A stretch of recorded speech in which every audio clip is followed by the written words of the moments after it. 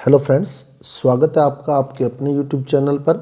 साथियों, आज जो टॉपिक हम डिस्कस करने जा रहे हैं जनरल साइंस के पार्ट फिजिक्स से जो हमारा टॉपिक चल रहा है ऊर्जा, जिसमें हम पहले ऊर्जा के प्रकार और नाभिकीय ऊर्जा को डिटेल में डिस्कस कर चुके हैं। आज इसी का ही नेक्स्ट पार्ट हम लोग डिस्कस करेंगे यांत्रिक ऊर्जा, मैकेनिकल एनर्जी। साथियों, यदि अभी तक आपने हमारे YouTube चैनल को सब्सक्राइब नहीं किया है तो सबसे पहले हमारे YouTube चैनल को सब्सक्राइब कर दें और साथ ही साथ बेल आइकन का बटन भी ऑन कर दें, क्योंकि हमारे YouTube चैनल पर आपको कंपटीशन एग्जाम से रिलेटेड भरपूर मटेरियल मिलने वाला है। जो साथी रीट की तैयारी कर रहे हैं, पटवार की तैयारी कर रहे हैं, SI की तैयारी कर रहे हैं, ग्राम सेवक की तैयारी कर रहे हैं, स्टेनो की तैयारी कर रहे हैं, उनके लिए जनरल साइंस के कंप्लीट पार्ट मैंने अपलोड कर दिए हैं। आप लोग प्लेलिस्ट में जाकर देख सकते हैं। आपको प्लेलिस्ट में आपके सब्जेक्ट के कोडिंग मैटर मिल जाएगा।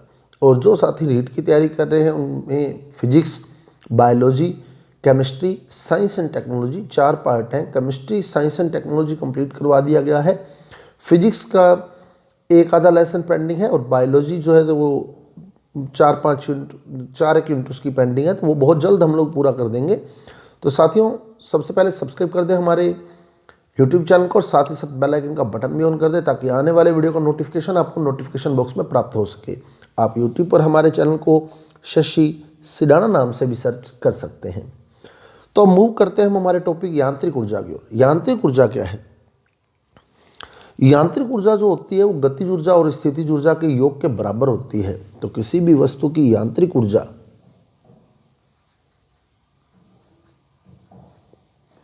बराबर होती है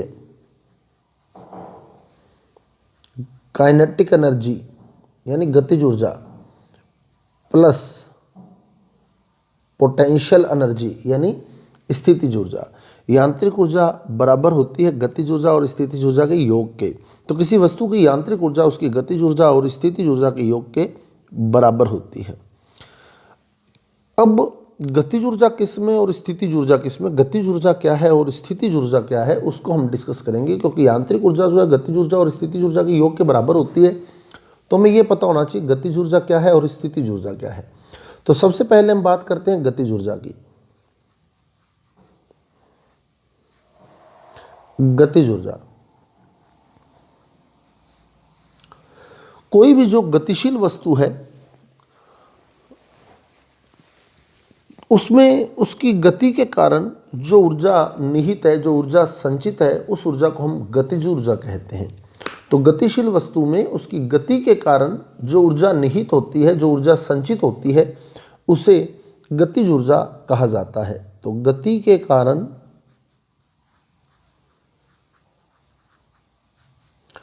निहित ऊर्जा, निहित ऊर्जा, ऊर्जा क्या है? कार्य करने की क्षमता। यानी किसी वस्तु में उसकी गति के कारण जो कार्य करने की क्षमता आ जाती है, किसी वस्तु में उसकी गति के कारण जो कार्य करने की क्षमता आ जाती है, उस ऊर्जा को हम लोग गतिज ऊर्जा कहते हैं। क्योंकि ऊर्जा कार्य करने की क्षमता है, कार्य करने की क्षमता। ऊर्जा क्या है? किसी वस्तु द्वारा कार्य करने की क्षमता को हम ऊर्जा कहते हैं। तो यानी किसी वस्तु में उसकी गति के कारण जो कार्य करने की क्षमता आ जाती है उसे हम कहते हैं गतिज ऊर्जा। जैसे बहती हुई हवा, बहती हुई हवा में जो ऊर्जा है वो गतिज ऊर्जा है। बहता हुआ पानी, बहते हुए पानी में जो ऊर्जा है वो गतिज ऊर्जा है। गति के कारण जो उसमें ऊर्जा निहित है, गति के कारण जो उसमें ऊर्जा निहित है। तो जैसे बहती हुई हवा है, चलती हुई कार है, उड़ता हुआ हवाई जहाज है, बहता हुआ पानी है, गिरता हुआ फल है, इन सब में जो कार्य करने की क्षमता विद्यमान है वह गतिज ऊर्जा है। क्लियर? भागता हुआ घोड़ा, बच्चे दौड़ रहे हैं तो उनमें जो ऊर्जा है वो गतिज ऊर्जा है। और गतिज ऊर्जा जो होती है, सबसे इंपॉर्टेंट बात, जो गतिज ऊर्जा होती है उसमें जो किया गया कार्य होगा, वस्तु द्वारा किया गया कार्य, वस्तु द्वारा, बहुत ही इंपॉर्टेंट बात है, नोट कर लेना इसको, वस्तु द्वारा किया गया कार्य, वस्तु द्वारा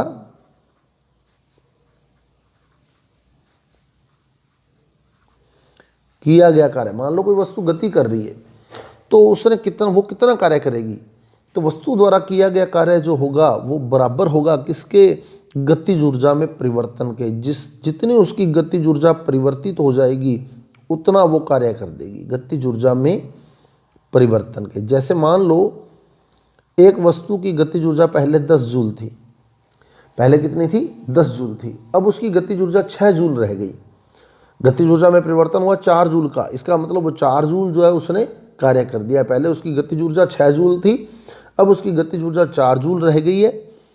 पहले 10 जूल थी, या जो भी चेंज आएगा, जैसे 10 जूल से 6 जूल हो गई या 6 जूल से 10 जूल हो गई, तो परिवर्तन, जितने का परिवर्तन आ रहा है उतना वस्तु ने कार्य किया है। वस्तु द्वारा किया गया कार्य गतिज ऊर्जा में परिवर्तन के बराबर होता है। इसको हम प्रूव भी कर सकते हैं गतिज ऊर्जा की तृतीय समीकरण से, गति की तृतीय समीकरण से। गति के कारण जो ऊर्जा है वो गतिज ऊर्जा है, और वस्तु द्वारा किया गया कार्य गतिज ऊर्जा में परिवर्तन के बराबर होता है। इसको हम प्रूव कर सकते हैं। तृतीय समीकरण क्या कहती है, गति की तृतीय समीकरण कहती है v स्क्वायर बराबर u square plus 2as, v square बराबर u स्क्वायर प्लस 2as।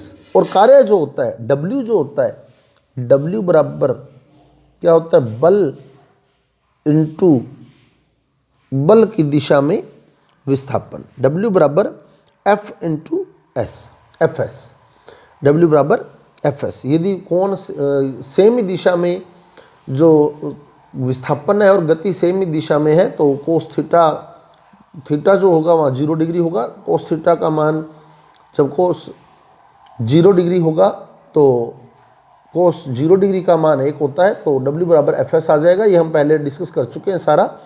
अब इससे हम s का मान निकाल लेंगे। इससे अगर हम s का मान निकाल लें, या इसमें देखिए हम v स्क्वायर बराबर u square plus 2as, w बराबर एफ एस, और f बराबर होता है एम ए, f बराबर एम ए। तो a का मान यहाँ से आ जाएगा, देखो तो a बराबर क्या बनेगा, a बराबर v square minus you square बटे 2s, v स्क्वायर इधर आके माइनस यू स्क्वायर बट्टे में 2s, a का मान आ गया। क्लियर। तो a का मान आते ही आप f का मान निकाल सकते हैं। f बराबर क्या बनेगा, m v square minus you square बट्टे 2s, a का मान रख दिया v square minus you square बट्टे 2s। अब s को इधर लें तो ये बन जाएगा f इंटू एस, और f इंटू एस ही कार्य होता है, बल इंटू विस्थापन ही कार्य होता है। ये s इधर आ गया, f इंटू एस बराबर m v square minus you square बट्टे 2। वो s तो इधर आ गया, एफ एस क्या हो गया कार्य, w बराबर 2 को बाहर ले आए तो 1/2 m v square minus 1/2 m u square, और हाफ एम वी स्क्वायर जो होती है वो गतिज ऊर्जा होती है, माइनस ये भी गतिज ऊर्जा है हाफ एम वी स्क्वायर। तो गतिज ऊर्जा माइनस गतिज ऊर्जा यानी गतिज ऊर्जा में परिवर्तन किया गया कार्य होता है। तो गतिज ऊर्जा में जो परिवर्तन होता है वही वस्तु द्वारा किया गया कार्य होता है। W बराबर half M V square minus half M U square, अर्थात गतिज ऊर्जा में परिवर्तन, गतिज ऊर्जा में परिवर्तन जो होता है वो वस्तु द्वारा किया गया कार्य होता है। वस्तु द्वारा किया गया कार्य गतिज ऊर्जा में परिवर्तन होता है। अब गतिज ऊर्जा का सूत्र अपने पास है, E बराबर के ई बराबर काइनेटिक एनर्जी बराबर half M V square, half M V square. अब जो गतिज ऊर्जा का वेग होता है, गतिज ऊर्जा में जो वेग होता है वो दिशा पर निर्भर नहीं करता। गतिज ऊर्जा जो होती है वो वेग की दिशा पर डिपेंड नहीं करेगी, गतिज ऊर्जा का मान वेग की दिशा पर डिपेंड नहीं करता। इसलिए जो वेग होता है वो प्लस माइनस हो सकता है। वेग चाहे वेग की दिशा चाहे पॉजिटिव हो यानी गतिज ऊर्जा की डायरेक्शन में हो, चाहे नेगेटिव हो यानी गतिज ऊर्जा के अपोजिट हो, उससे फर्क नहीं पड़ेगा, गतिज ऊर्जा हमेशा धनात्मक ही रहेगी। बहुत ही इंपॉर्टेंट बात है, बहुत ही इंपॉर्टेंट बात है। गतिज ऊर्जा वेग की दिशा पर निर्भर नहीं करती, गतिज ऊर्जा वेग की दिशा पर निर्भर नहीं करती तो V चाहे आप प्लस माइनस में से कोई लें, लेकिन गतिज ऊर्जा हमेशा पॉजिटिव है। कैसे देखो, जब आप V को पॉजिटिव रखेंगे तो पॉजिटिव का स्केयर तो पॉजिटिव ही रहना है, पॉजिटिव का स्केयर तो पॉजिटिव ही रहना, क्योंकि V का स्केयर है ये। मान लो मैंने रखा +2 तो 2 का स्केयर 4। अगर मैं वेग को -2 रखूं तो -2 का स्केयर भी 4 ही बनेगा, यानी कुल मिला के गतिज ऊर्जा हमेशा धनात्मक ही रहेगी। गतिज ऊर्जा वेग की दिशा पर निर्भर नहीं करती। तो वेग चाहे सेम डायरेक्शन में हो या अपोजिट डायरेक्शन में हो, वेग चाहे प्लस हो चाहे माइनस हो, प्लस माइनस डायरेक्शन को बता रहा है, प्लस माइनस कोई भी हो, गतिज ऊर्जा का आंसर हमेशा पॉजिटिव ही आएगा। तो ये विशेषता है गतिज ऊर्जा हमेशा धनात्मक होती है। क्यों? क्योंकि गतिज ऊर्जा वेग की दिशा पर निर्भर नहीं करती। अब जैसे क्वेश्चन आता है मान लो अपने पास, अब ये भी बहुत इंपॉर्टेंट क्वेश्चन है। जैसे मेरे को क्वेश्चन दिया गया, एक समान वेग से गतिमान वस्तु की गतिज ऊर्जा 2500 जूल है। गतिज ऊर्जा काइनेटिक एनर्जी जो है वो 2500 जूल है, 2500 जूल। और इस वस्तु का जो द्रव्यमान है, जो वेट है, जो मास है, वो 50 केजी है। कितना है? 50 किलोग्राम। वस्तु का जो द्रव्यमान है वो 50 किलोग्राम है। तो इसका वेग क्या होगा? क्वेश्चन है कि इसका वेग क्या होगा। अब वेग देखें अपने, तो काइनेटिक एनर्जी बराबर होती है हाफ एम कितना है? 50 kilogram V square, half M V square के। अब ये अगर 2500 इंटू 2 5000 हो जाएगा, 5000 बटे 50 आप करेंगे तो 100 आ जाएगा, यानी V स्केयर बराबर आ गया 100। तो V बराबर 100 का रूट लेंगे 10 यानी प्लस माइनस 10। वेग जो है 100 का रूट लोगे, 100 का रूट +10 भी हो सकता है, 100 का रूट -10 भी हो सकता है। तो आप यहाँ देख सकते हैं वेग जो होता है वो प्लस माइनस कोई भी हो सकता है। वेग जो होगा वो प्लस माइनस, ये बहुत ही इंपॉर्टेंट क्वेश्चन है। आपको मान लो ये क्वेश्चन दे दिया गया, आपसे पूछा गया इस स्थिति में वस्तु का वेग होगा A 10 मीटर प्रति सेकंड या +10 मीटर प्रति सेकंड, B -10 मीटर प्रति सेकंड, C +-10 मीटर प्रति सेकंड। तो आप +-10 वाला सेलेक्ट करके आएंगे यहाँ। ये बहुत ही इंपॉर्टेंट क्वेश्चन है, और +-10 वाला अपने को सिलेक्ट करना है। +10 या -10 कोई भी हो सकता है। क्लियर? अब कहता है स्थितिज ऊर्जा। स्थितिज ऊर्जा क्या होती है? तो गतिज ऊर्जा वस्तु की गति के कारण, जैसे बहती हुई हवा, बहता हुआ पानी, उड़ता पक्षी, गिरता फल, बहता हुआ पानी, उड़ता हुआ पक्षी, जो भी गति कर रही है वस्तु, गिरता हुआ फल, इन सब में जो ऊर्जा है वो गतिज ऊर्जा है। अब स्थितिज ऊर्जा क्या है?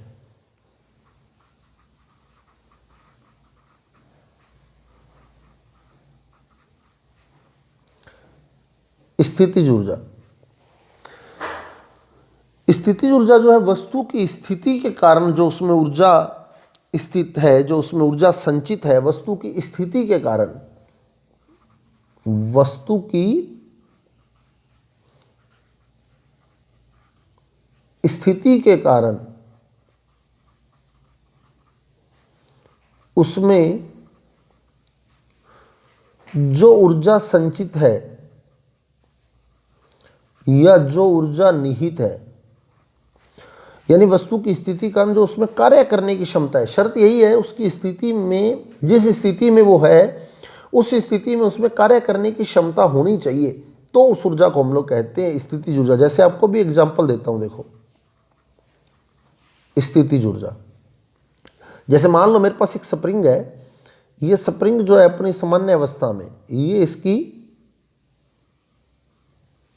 सामान्य अवस्था है इस स्प्रिंग की, तो ये नॉर्मल स्टेज में है अपनी। तो क्या अभी ये कार्य कर सकता है? नहीं कर सकता। अब मैंने क्या किया, इसको खींच लिया, इसको खींच के फैला लिया।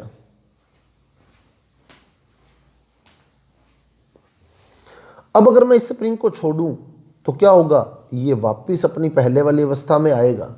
अब मैंने इसको क्या किया, इस स्प्रिंग को खींच लिया, खींच के इसको फैला लिया।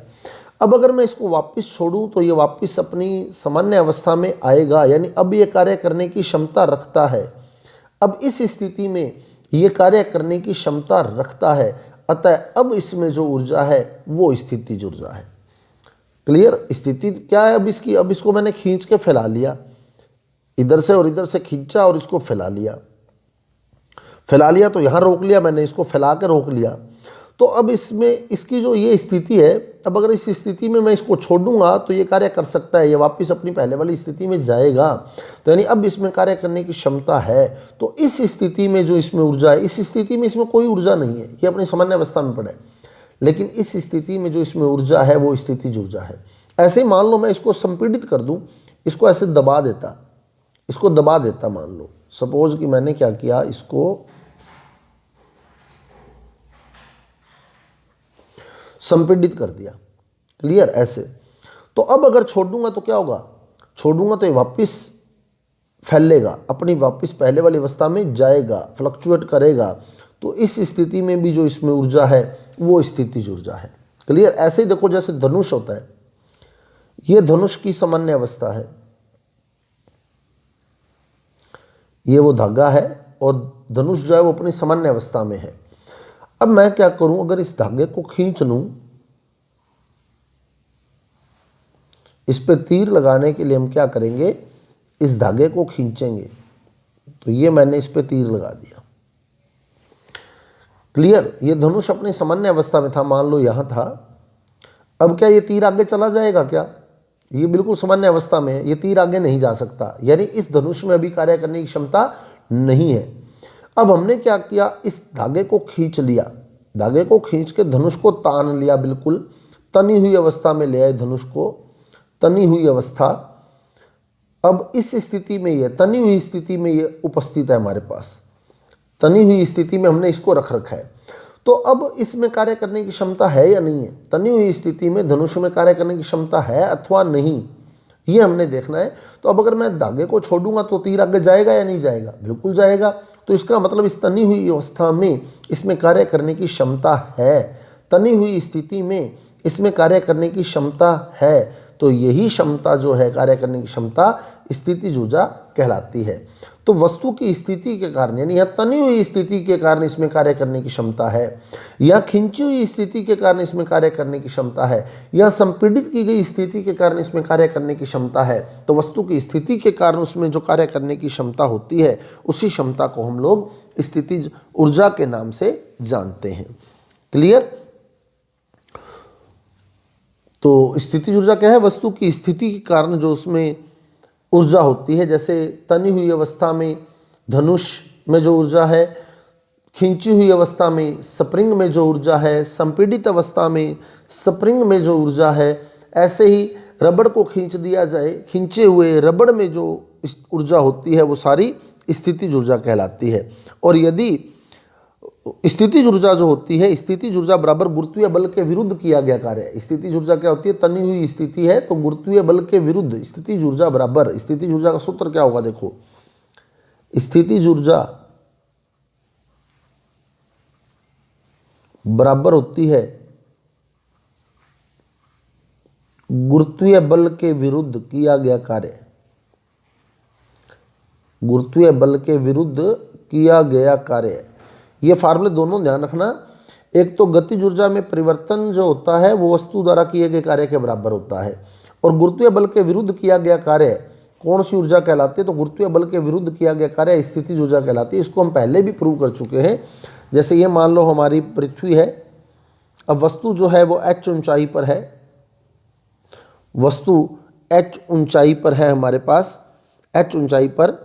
तो हम जो वस्तु को h ऊंचाई पर लेकर गए हैं, वस्तु को जो h ऊंचाई पर लेकर गए हैं, तो हमने इस स्थिति में जो कार्य किया है, वस्तु को h ऊंचाई तक लेकर जाने में जो कार्य किया है, वही कार्य स्थितिज ऊर्जा है। गुरुत्वीय बल के विरुद्ध किया गया कार्य, गुरुत्वीय बल किधर है? नीचे की ओर। हम वस्तु को किधर ले गए? ऊपर की ओर। क्लियर? वस्तु को किधर ले गए? ऊपर की ओर ले गए। अब इसमें कार्य करने की क्षमता आ गई। जैसे हमने हथौड़े को ऊपर की ओर उठाया, उठा के यहाँ रख लिया, अब इसमें कार्य करने की क्षमता आ चुकी है। अब मान लो मैं इस वस्तु को छोड़ूं ऊपर से, तो ये नीचे आएगी या नहीं आएगी? बिल्कुल आएगी। अगर ये वस्तु यहीं होती, अगर ये वस्तु यहीं होती सपोज, तो क्या ये कार्य करने की क्षमता रखती नहीं। तो हमने क्या किया, इसको h ऊंचाई पर उठा लिया। हमने क्या किया, इसको h ऊंचाई पर उठा लिया। अब इसमें कार्य करने की क्षमता आ चुकी है। तो यही क्षमता, कार्य करने की क्षमता जो है वो स्थितिज ऊर्जा है। यानी स्थितिज ऊर्जा जो है गुरुत्वीय बल के विरुद्ध किया गया कार्य। गुरुत्वीय बल तो किधर लगता है, नीचे की ओर, लेकिन हमने वस्तु को किधर उठा दिया, ऊपर की ओर। क्लियर। अब जो किए गए कार्य के बराबर होती है, तो कार्य बराबर बल इंटू विस्थापन, कार्य बराबर बल इंटू विस्थापन। अब बल क्या होता है, एम ए, एफ बराबर एम ए, लेकिन गुरुत्वीय त्वरण के केस में हम क्या लिखेंगे, एफ बराबर एम जी, और विस्थापन हमने कितना किया, एच ऊंचाई तक किया, एच ऊंचाई तक किया, तो विस्थापन किया एच। अतः स्थितिज ऊर्जा का सूत्र जो होता है वो एम जी एच होता है। जब हम वस्तु को गुरुत्वीय बल के विरुद्ध उठाते हैं या गुरुत्वीय बल के विरुद्ध जो हम कार्य करते हैं, तो उस वस्तु में जो ऊर्जा आती है वही स्थितिज ऊर्जा होती है। क्लियर। जैसे हमने वस्तु को एच ऊंचाई पर उठा दिया, अब अगर यहाँ से वस्तु को छोड़े तो वस्तु नीचे आएगी, यानी वस्तु में कार्य करने की क्षमता आ चुकी है। कार्य करने की यही क्षमता जो होती है वो स्थितिज ऊर्जा कहलाती है। क्यों आई वो क्षमता, क्योंकि हमने वस्तु को गुरुत्वीय बल के विरुद्ध ऊपर उठा दिया। क्लियर। तो वस्तु में जो गुरुत्वीय बल के विरुद्ध किया गया कार्य होता है वो स्थितिज ऊर्जा के रूप में संचित हो जाता है। तो साथियों, ये था हमारा आज का वीडियो, जिसमें हमने जाना यांत्रिक ऊर्जा, जिसमें हमने डिस्कस किया गतिज ऊर्जा और स्थितिज ऊर्जा को। यदि आपको हमारा वीडियो अच्छा लगा है, समझ आया है, तो कृपया हमारे वीडियो को लाइक कीजिए, शेयर कीजिए और हमारे चैनल को सब्सक्राइब कीजिए। मिलते हैं अगले वीडियो के साथ। धन्यवाद।